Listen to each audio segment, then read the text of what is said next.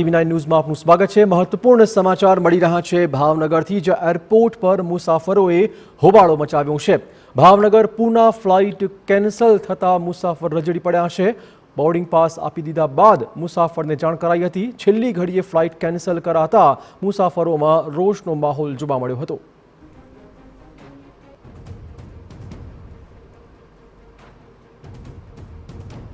અત્યારે આખું ફેમિલી છે, સવારને હેરાન થઈએ છીએ। એક વખત કીધું કે પ્લેન ડીલે છે, પાછું કીધું ડીલે છે।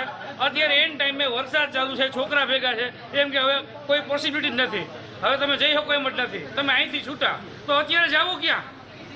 અને એ પ્રમાણે એ કોઈ જવાબ આપતા જ નથી। તમારે હું તમે જવા દો बस। पूना की फ्लाइट है, मेरी कल टाटा मोटर्स की मीटिंग थी वहाँ पर, कल मेरी रिटर्न फ्लाइट थी। अभी एंड टाइम पे बोर्डिंग पास देने के बाद ये सब कैंसिल कर रहे हैं। ये कोई सिस्टम है यहाँ का? किस वजह से कैंसिल हुई आपकी फ्लाइट? कोई प्रॉपर रीज़न नहीं है इनके पास। तो प्रॉपर रीज़न तो होना चाहिए। और एंड टाइम पे सारा शेड्यूलिंग है, होटल बुकिंग है, रिटर्न फ्लाइट है, सारी प्रॉब्लम्स है। बताओ। तो भावनगर एयरपोर्ट पर मुसाफरो परेशान।